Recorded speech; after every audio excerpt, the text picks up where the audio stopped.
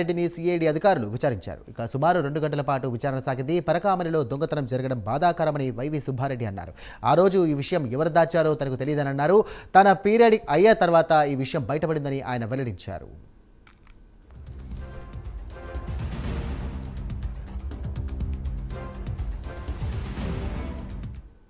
పరకామణి విషయంలో AP CID వాళ్ళు ఈరోజు నన్ను విచారణకు రమ్మని అడిగారు. వాళ్ళకి చెప్పిన దాని ప్రకారం ఈరోజు 10:30కు వచ్చాను.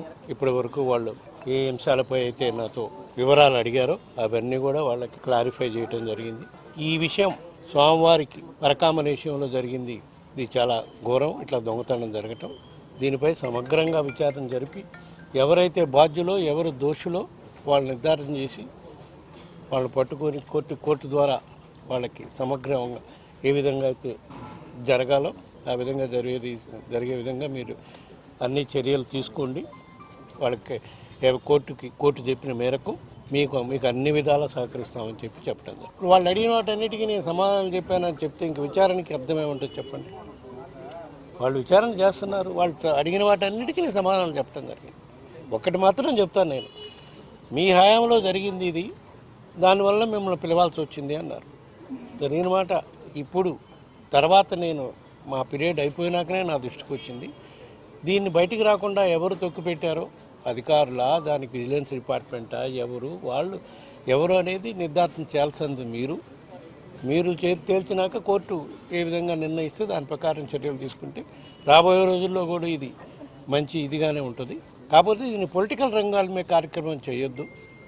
సుబ్బారెడ్డిని పిలిచాము, కరుణాకర్ రెడ్డిని పిలిచామని మీడియాల్లో కొట్టే కార్యక్రమం చేయకుండా నిజంగా సిన్సియర్గా మీరు చేసే కార్యక్రమం అయితే మంచి కార్యక్రమే, దోషులను తేల్చే కార్యక్రమం.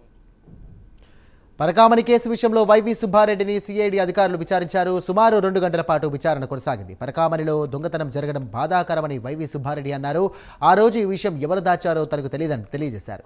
ఇక తన పీరియడ్ అయ్యాక ఈ విషయం బయటపడిందని ఆయన వివరాలు వెల్లడించారు. ఇదే అంశానికి సంబంధించి మరిన్ని డీటెయిల్స్ అందించడానికి మా కరెస్పాండెంట్ రాజ్ కుమార్ సిద్ధంగా ఉన్నారు. రాజ్ కుమార్, చెప్పండి, పరకామణి విషయంలో వైవి సుబ్బారెడ్డి గారికి సంబంధించినటువంటి విచారణ ఏ విధంగా సాగినట్టుగా తెలుస్తోంది? మన దగ్గర ఉన్న అప్డేట్స్ ఏంటి?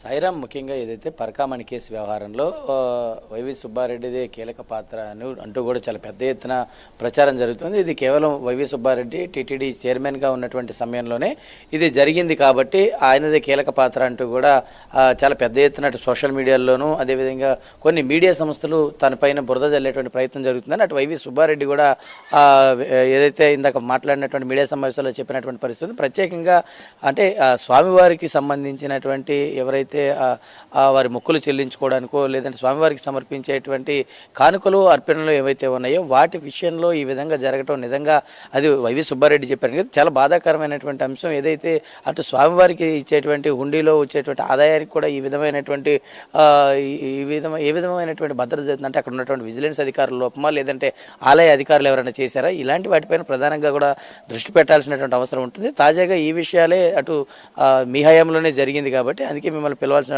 అవసరం వచ్చింది. కానీ కొన్ని అంశాలు కూడా తను ప్రస్తావించినట్టు కూడా వైవి సుబ్బారెడ్డి చెప్పిన పరిస్థితి ఉంది. మరి ప్రత్యేకంగా అటు ధర్మారెడ్డి కావచ్చు లేదంటే ఇంకా ఎవరిని విచారించినా కూడా అసలు దీన్ని ఎందుకు దాయాల్సినటువంటి పరిస్థితి వచ్చింది, అసలు ఎందుకు అవినీతికి పాల్పడ్డారు, ఎందుకు అటు స్వామివారికి అర్పణల్లో కానుకల్లో చేతులు పెట్టాల్సిన అవసరం ఎందుకు వచ్చింది, ఇది ప్రధానంగా దాచినటువంటి అంశం. కాబట్టి మరి దాని మీద ఇప్పుడు సిఐడి ప్రధానంగా కూడా ఫోకస్ చేస్తుంది. ఇటు పరకామణి కేసు వ్యవహారంలో ఎవరెవరి పాత్ర ఉందనేటువంటి దానిపైన కూడా ఇప్పుడు కీలకంగా మారింది. ప్రత్యేకించి ఇప్పటికే అధికారులుగా ఉన్నటువంటి ధర్మారెడ్డిని కావచ్చు, ఇప్పుడు చైర్మన్గా ఉన్నటువంటి సుబ్బారెడ్డిని కావచ్చు, ఇంకా మరికొందరు అక్కడ విజిలెన్స్ సిబ్బందులు కావచ్చు, అందరినీ కూడా విచారించేటువంటి పరిస్థితి. కానీ అప్పుడే ఉన్నటువంటి సమయంలో కీలకంగా వ్యవహరించినటువంటి వ్యక్తిని తర్వాత మొన్న అకస్మాత్తుగా అటు మరణం జరిగినటువంటి తర్వాత ఇప్పుడు ఉన్నటువంటి పరిస్థితుల్లో మరి ఈ కేసు ఎలాంటి మలుపు తీసుకోబోతుంది, అంటే సాక్ష్యం ఎవరు చెప్తారు, లేదనంటే ఎలాంటి ఆధారాలు అటు సిఐడి అధికారులు సేకరిస్తూ ఉన్నారు. ప్రత్యేకంగా ఇప్పటికే అక్కడ జిల్లా ఎస్పీగా విధులు నిర్వహించినటువంటి ఆ కార్యాలయం నుంచి కొన్ని ఇప్పటికే ఇంపార్టెంట్ డాక్యుమెంట్స్ని కూడా కొన్ని తీసుకురావాల్సినటువంటి పరిస్థితి ఉంది.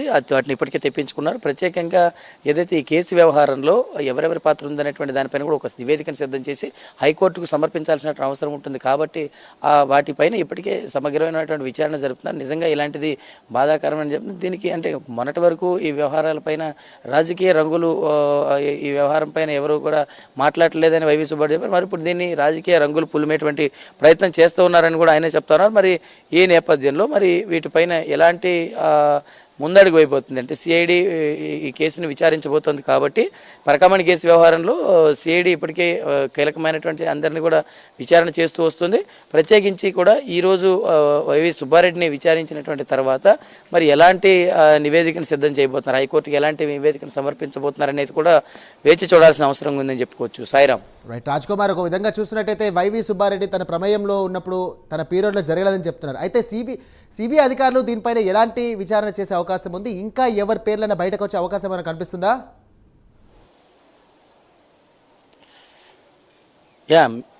ముఖ్యంగా ఇక్కడ ప్రస్తావించుకోవాల్సిన అంశం అది ఆ సమయంలో అంటే ఇటు లడ్డు వ్యవహారమైనా లేదంటే ఇటు పరకామణి వ్యవహారమైనా ఏదైనా కూడా ఇదంతా కూడా గత వైసీపీ హయాంలోనే జరిగింది. అది వైవి సుబ్బారెడ్డి చైర్మన్గా విధులు నిర్వహించినటువంటి సమయంలోనే ఇదంతా జరిగిందని సిఐడి ఒక క్లారిటీకి వచ్చింది. అటు సిట్టి కూడా లడ్డు పైన ఇప్పటికే ఒక నివేదికను సిద్ధం చేస్తూ వస్తుంది. దానిపైన కొంత అది కల్తీ జరిగిందని ఒక నివేదికను కూడా తేల్చి చెప్పారు. అయితే ఈ పరకామణి వ్యవహారంలో కూడా వైవి సుబ్బారెడ్డి చైర్మన్గా ఉన్నటువంటి సమయంలో జరిగింది. అంటే అసలు అక్కడ గోప్యంగా చేసినటువంటి అంశం ఏంటంటే తన ఉన్నటువంటి సమయంలో తనకే తెలియకుండా జరిగిందంటే అంటే ఆయన బాధ్యతారాహిత్యంగా ఉన్నారా లేదంటే ఎవరు దీన్ని కప్పిపెడితే మరి ఇప్పుడు ఎలా బయటకు వచ్చింది? ఇవన్నీ కూడా ఆలోచిస్తారు ఖచ్చితంగా సిఐడి అధికారులు. అది ఎవరు బయటికి తీసుకొచ్చారు, అది ఎలా బయటకు వచ్చింది అంటే ఖచ్చితంగా మూలాలు ఏవి లేకుండా కూడా బయటకు వచ్చే అవకాశం ఉండదు. కాబట్టి దానికి సంబంధించినటువంటి ప్రశ్నలే ఇప్పటికే సిఐడి అధికారులు ప్రధానంగా వైవి సుబ్బారెడ్డిని ప్రశ్నిస్తూ వచ్చారు.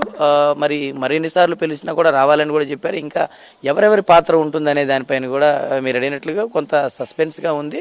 ఇప్పటికే ఈ కేసు వ్యవహారంలో అప్పుడు కీలకంగా వ్యవహరించినటువంటి అక్కడ ఆలయ అధికారులు కావచ్చు, హుండీ లెక్కింపు సమ్మేళనం ఉన్నటువంటి విజిలెన్స్ అధికారులు కావచ్చు, అటు చైర్మన్ కావచ్చు, ఈవో కావచ్చు, అందరూ కూడా దీనికి బాధ్యత వహించాల్సిన అవసరం ఉంటుంది. కాబట్టి ఒక తప్పు జరిగిందంటే వ్యవస్థలో ఎక్కడో చోట ఒక లోపం జరగకుండా ఎలాంటి తప్పిదం జరగదు. కాబట్టి మరి ఇదంతా జరిగింది అని అంటే మరి ఎవరి పాత్ర లేకుండా ఇది తనంతట తానుగా జరగదు. కాబట్టి ఖచ్చితంగా ఇటు ఎవరు చేశారనేటువంటి దానిపైన కూడా ప్రధానంగా సిఐడి ఫోకస్ పెట్టింది.